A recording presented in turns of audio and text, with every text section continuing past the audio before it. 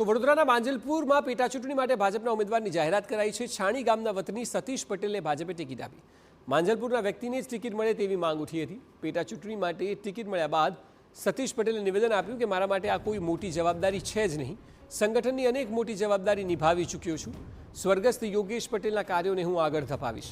30મી જુલાઈએ માંજલપુર બેઠકની પેટા ચૂંટણી યોજાવાની છે। મારા માટે મોટી જવાબદારી છે જ નહીં।